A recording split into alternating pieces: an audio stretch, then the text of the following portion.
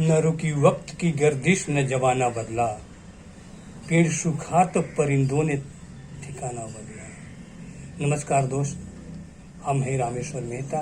आज हम लेके आगल बानी कुछ जानकारी के बातें। तो अभी नेपाल में बहुत ही चर्चा के विषय बनल बाटे एमसीसी।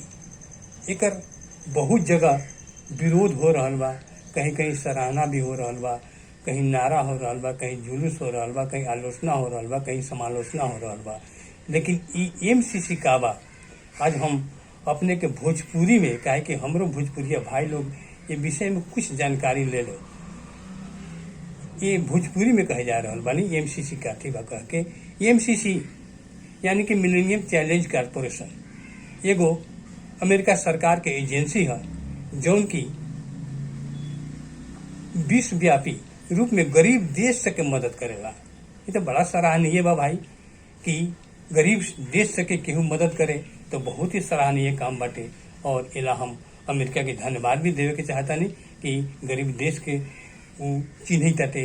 ऐसा काम में बहुत कम ही देश सब आगे बढ़ल है, जबकि अमेरिका भी बढ़ रहा बा, वो सराहनीय बाटे।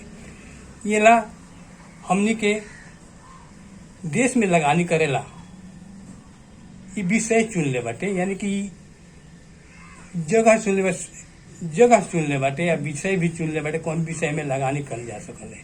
वैसे तो जौन देश में लगानी कैले बा अपना क्षमता के अनुसार, अपना भौगोलिक दृष्टिकोण के अनुसार में वो लगानी कैले बाटे। और हमरो नेपाल में भी जौन लगानी करे जा रहल बाटे, हमनी के जौन प्रकृति स्रोत बाटे ऊपर मद्देनजर रख के ई लगानी करे जा रहल बाटे। तो हम यहाँ उ लगानी के विषय में अपने के दर्शावे के चाहतानी। ई कथी बाटे लगानी करे जा रहल बा, हमनी के यहाँ प्रकृति स्रोत बहुत ज्यादा बाटे। अरे हमनी तो इतना धनिक बाड़ी, इतना भी धनिक बाड़ी या इतना भी गरीब बाड़ी। नेपाल जैसे गरीब बाटे किनकी सोना के कटोरा में भीख मांगल है। अपने समझ जाओ कि हमनी प्रकृति स्रोत में कितना धनिक बाड़ी। और ये प्रकृति स्रोत से लेकर अमेरिकी सरकार एमसीसी के माध्यम से यहाँ अपने के बिजली में और सड़क में लगानी करे जा रहा बा। ये लगानी कितना है? $500 मिलियन यहाँ लगानी करे जा रहा बाटे। वो लगानी के संबंध में कुछ और भी बाटे जो कि नेपालों के उमें लगानी लगावे के पड़ी। $130 मिलियन नेपाल के भी उमें लगानी लगाई। और ये दोनों लगानी लगा के हमरा नेपाल में विकास करी और ये बिजली में आई सड़क में। तो बिजली या सड़क में जब हमनी के लगानी हुई तो हमनी के तो नेपाल स्वर्ग बन जाई, हमनी के बहुत ही अच्छा विकास हुई देश में। लेकिन यहाँ देखे ताली कि पहले के कहल जाले कि दूध से मुंह जर जाले तो छाछ के लोग फूंक के पियले। वैसे ही हमनी सब 1816 के सुगौली संधि देख ली, 1950 के भी संधि समझौता देख ली, महाकाली समझौता देख ली, टनकपुर समझौता देख ली, गंडक समझौता देख ली, कोशी समझौता देख ली। ये सब समझौता देखते देखते हमनी के का मिलल बा अपने लोग के नजर में बाटे कि ये सारा समझौता भेल हमने नेपाली के कथी मिलल, ऐसे हमनी के कोनो जानकारी भी नहीं के। आ का मिलल हमनी के स्पष्ट रूप से जानकारी भी नहीं के। वैसे ही ये आज एमसीसी लागू हो रहा बा, ऐसे हमनी के का मिली भविष्य बतलाई। वैसे तो एक समझौता हो गल बाटे जौन की तत्कालीन अर्थ मंत्री ज्ञान बहादुर कार्की जी ए पर हस्ताक्षर कर दिले बड़न। और ये संसद के में पारित हो जाई तो हमारा नेपाल में पारित हो जाई। लेकिन कथी बाटे ये में शर्त राखल बाटे भाई, शर्त राखल बाटे। अब हम यहाँ अपने लोगन से जाने के चाहता नहीं, अपने के जानकारी भी देवे के चाहता नहीं कि कौनो सहयोग करले तो का वो में शर्त रहले। हम कोनो के भीख दी तक शर्त रख के भीख दी, ये शर्त बाटे जौन की हमनी के कुछ शंका लाग रहा बाटे। और दोसर बात कथी बाटे कि जब खैर शर्तों रखले तब शर्तों में तो बहुत सारा शर्त बाटे रखले, बहुत सारा शर्त जौन की कुछ ऐसा शर्त बा जौन की हमनी के शंका के घेरा में बाटे। और ई इनमें शर्त सब बाटे जौन बहुत अच्छा ही बाटे, सराहनीय बाटे, लेकिन कुछ ऐसा शर्त बाटे जौन की हमनी के नेपाली में के शंका उत्पन्न कर दिले बाटे।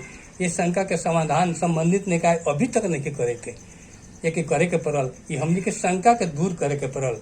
तो सबसे पहले शंका के विषय कथी बाटे, एक शर्त अपने लोगन जान जाई। इस शर्त कथी कथी बाटे कि एमसीसी तैयार पारे को प्रस्तावना उल्लेखित अवधारणा र व्याख्या में नेपाल सरकार ले स्पष्टीकरण न सोध्न पाउने, यसमा छलफल गर्न नपाउने। एमसीसी जौन अवधारणा तैयार करी आ जौन व्याख्या करी, जौन नियम बनाई, वो में नेपाल सरकार कोनो भी चाहे नेपाली कोनो भी ऊपर प्रश्न उठा सकले, न स्पष्टीकरण सोच सकले, न छलफल कर सकले। ये कितना बड़का हमनी के फंसावे जा रहा बाटे, ये अपने देखल जाओ। और दोसर कथी बाटे, एमसीसी संसद बाट पारित भएको खण्डमा नेपाल सरकार ले कुनै कुरा जानकारी लिन जाउँदा एमसीसी को अनुमति लिनुपर्ने। है देखो, हमरे देश में आके काम करेता और हम ही ओकरा से अनुमति लियो, ये कहाँ के बात बाटे भाई। ये देखो ऐसा खतरनाक ये शर्त बाटे, शर्त भी बाटे कि हमनी के शंका बाटे, और ऐसा शंका हमनी के उत्पन्न हो रहा बा हमनी के देश में, हमनी के अनुमति लेवे के पड़ी। ये कैसन बात बाटे। आ तीसर कथी बाटे, तीसर तो बहुत बाटे, लेकिन हमारा पॉइंट में जब नोट कैले बाड़ी वो में के तीसर का है, एमसीसी संसद बाट पारित भएमा यसको पहचान एमसीसी ले मात्र करने। अब एकर पहचान एकर और भी पहचान से मात्र एमसीसी करी, ये विषय में नेपाल कोनो कुछ न कर सकले। और अगला बात कथी बाटे भाई, हम आगे कह रहल बानी, एमसीसी को नाम में नेपाल ले समात्ने नगरी छूटे खाता हुने र यसको ब्याज अमेरिका को हाथ में जाने रे। अब एमसीसी लागू हो जाई तो एकर खाता छूटे हो जाई, एकर खाता अलगे एमसीसी के नाम से खुली आ एकर ब्याज भी एमसीसी ही राखी। भाई देश हमर संस्था हमनी के देश में आ ओकर ब्याज अमेरिका में जाई, इहो देखा, इहो बड़ा शंका के घेरा के बाटे। और अगला हमनी के ई बाटे, एमसीसी यदि संसद बाट पारित भएको खण्डमा अमेरिकी कानून सक्रिय हुने, त्यसमा बाझिने नेपाल को कानून निष्क्रिय हुने। अब देखो, यदि एमसीसी संसद से पारित हो जाता तो एमसीसी में अमेरिकन कानून लागी और वो से बाजे वाला नेपाली कानून ओमे ना चली, देश हमर हुकूमत ओकर, ऐसा भी बात हो रहा बटे। अब अगला शर्त सुनल जाओ, नेपाल में जौन 130 मिलियन लगानी कैले बा, उ 130 मिलियन के लेखा जोखा न करे के मिली। और यहाँ तक कि ये मिलेनियम चैलेंज कॉर्पोरेशन एमसीसी के एकर ऑडिट भी एमसीसी ही करी, अमेरिका करी, नेपाल के करे के ना मिली। ये कैसन बात बाटे भाई।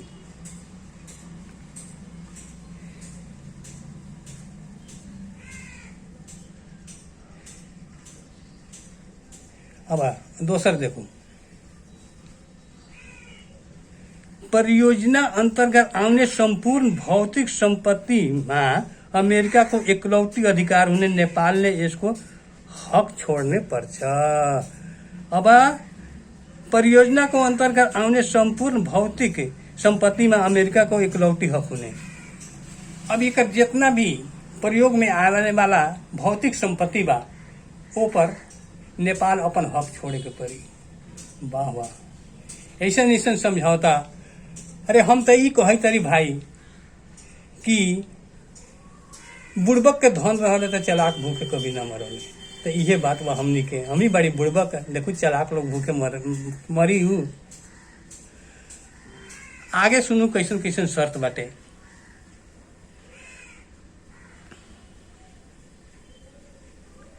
अब परियोजना में र त्यससँग संबंधित काम को लागि एमसीसी ले कर तिर्नु न पर्ने। अब देखा हमरे देश बाटे हमरे देश में काम करे ताटे हमनी सब नेपाली कर तिरे तारी, यहाँ तक पूरा नेपाली से हमनी कर तिरे तारी और दोसर देश के आके हमरे देश से कमाई, हमरे देश से ब्याज खाई, हमरे देश से सब कुछ करी और ओकर कर का न तिरे के पड़ी। ऐसा ऐसा शर्त बाटे भाई, का कहब। ऐसा ऐसा शर्त में हमनी के नेता लोग भुलाल बाटे। आ नेता लोग एक सफाई काहे नहीं के दे कि खाली एमसीसी लागू करेला तबाह भेल बाटे लोग। हमरा तो बुझाई चाहते बड़का शंका। अब अगला शर्त सुनल जाओ भाई। परियोजना को लागे चाहिए को सभी कुरा एमसीसी को स्वविवेक में खरीद करने, यहाँ समय के हथियार पनि खरीद करने। बाप बाप बाप रे भाई, देखत हो भाई ई कैसन शर्त बाटे। अब परियोजना में लागे वाला जौन जौन सामान बाटे उ स्वविवेक में ओकरा निर्भर करी, वो अपना स्वविवेक से किनी। यहाँ तक कि हथियार भी जरूरत पड़ी तो हथियार भी किनी। अब देखो अब अमेरिका के जौन एमसीसी बाटे वो अपना स्वविवेक से सामान से किनी। यहाँ तक कि हथियारों की जरूरत पड़ती हथियार के, सैनिक की जरूरत पड़ती तो सैनिक आ जाई। और ऐसा ऐसा तब बात बाटे। और अगला देखल जाओ कहाँ से ले जा रहा बाटे हमनी के, नेपाल के कहाँ ढकेल रहा बाटे नेपाल के हमनी के। ऐसा ऐसा बात बाटे। हथियार के नाम पर भी सेना आई और सेना आके कथी करी जौन की देखल जाओ भाई जौन विदेश में हो रहा बा तहनो को हमनी के देश में ना हो जाए। ऐसे ऐसे आई नेता लोग हमनी के समझावत काहे नहीं खे। और तीसर बात कथी बा, और बात सब कथी बा कि एमसीसी इंडो पैसिफिक को एउटा पात्र हो। अब एमसीसी का दो इंडो पैसिफिक हिंद प्रशांत के एगो हिस्सा है के देखा ऊ कहाँ आपस में अपने आप में लड़ी झड़ी रहा है। हमनी के इंडो पैसिफिक के हिस्सा कही जाते जौन कि हमनी इंडो पैसिफिक के हमनी के नजदीक बाड़ी हमनी को वही में टसई जाते एमसीसी के विषय में। अब देखल जाओ कि यहाँ का हुई इस संबंध में अब तो बहुत ही एक आलोचना हो रहा बाटे। अब यहाँ तक एगो बात कह रहा बाड़ी कोनो कोनो देश में एक स्वीकार ले बाटे, लेकिन यह बात श्रीलंका में लागू हो वाला रहे तो वहाँ के बच्चा सब समूचा बच्चा से लेकर पूरा बूढ़ा बूढ़ी सब युवा हुआ सब सड़क पर आ गए। इतना न विरोध कैलक कि वहां से ओकरा जाए के पड़ल श्रीलंका से। वैसे ही जौन की ऐसा बात से यहाँ लगे था कि हमनी के नेपाल दूसरे दिशा के तरफ जा रहा बटे। वैसे ही हम अगला एथी कर देख हमनी के शंका के कहा बाटे। हमनी के तो 2-3 गो विषय में हमनी शंका कर रहा बड़ी। का है कि नेपाल प्रकृति के स्रोत से धनी देश बाटे। यहाँ तक इतना धनिक बाड़ी हमनी से बहुत ही धनिक बाड़ी। यहाँ तक पहले भी कह दे रही हमनी के सोना के कटोरा में भीख मांगी तरी यहाँ। लेकिन कथी बा ई प्रकृति स्रोत साधन के धनिक देश के आंख लागल बा दूसरा देख के। यहाँ तक कि मुस्तांग में जौन यूरेनियम के भंडार मिलल बाटे वो पर तो और लोग के चीड़ हो गल बाटे कि नेपाल अब कहाँ से कहाँ भाग जाई। ओकरा बहुत ही बड़का एगो यूरेनियम के भंडार मिल गल बाटे। अब उहो लालच भी हो सकल है। अब देखू अब कौन कौन लालच हो रहा बाटे। यहाँ तभी शंका है हमनी के, इस शंका के नेता लोग के जरूर दूर करे के पड़ल। काहे कि नेपाली जनता में इस शंका उत्पन्न हो गल बाटे। आई शंका के नेपाली जनता के समाधान क के दिखावे के पड़ल नेता लोग के। और दोसर बात तो कथी कि इंडो पैसिफिक में अब चीन के वर्चस्व काम भी हो रहा बाटे। यहाँ हम कह बड़े एक हिस्सा मन ले बाटे बाबू, हिस्सा इंडो पैसिफिक के एमसीसी के एगो हिस्सा है कह के कहले बाटे। लेकिन इंडो पैसिफिक में चीन के वर्चस्व ज्यादा होला के ओकर शक्ति बहुत ही ज्यादा बढ़ रहा से इस सब कौन देश के ओकरा बहुत चीड़ हो गल बाटे। हो सकेले हमनी के नेपाल चीन के विरोध में प्रयोग करी। हमनी के नेपाल में ऐसा भी होके के तैयारी के शंका कल जा सकले। और ये में कथी इंडिया के हाथ में तो दोनों हाथ में लड्डू बटे, यानी कि बिना मरले दुश्मन मर जाई। यहाँ एमसीसी लागू होई तो यहाँ अमेरिका एगो छेके वाला हो जाई, छेके वाला। अब चीन से ओकरा दुश्मनी रख, जबकि चीन से लड़े वाला एगो सामने हमनी के हो जाई अमेरिका के एमसीसी, तो हमनी के तो और बढ़िया हो जाई। तो भारत में कुछ नहीं के बोले तो चुपचाप बाटे। तो ऐसा तो बात बाटे। अब इस संबंध में अपने लोग के छलफल करे के पड़ल, अपने लोग के यहाँ तक हमनी के शंका बाटे। यहाँ से बहुत से बूंदा बाटे एमसीसी के, लेकिन कौन कौन बूंदा में हमनी के शंका उत्पन्न हो गला जो हम कह दिली है। और ये शंका के समाधान संबंधित नेता लोग जरूर करो, क्या कि नेपाली जनता में इस शंका उत्पन्न हो रहल बाटे और हो गल बाटे। ये शंका के समाधान करके कैसन सत्य तथ्य कैसन बाटे इस संबंधी हमनी के जानकारी देवे के पड़ल। हमरा बस इतने कहे के चाहता नहीं, विशेष हम फिर बाद में जौन जानकारी हुई अपने के सामने रखबे करम। फिर हाल जय नेपाल।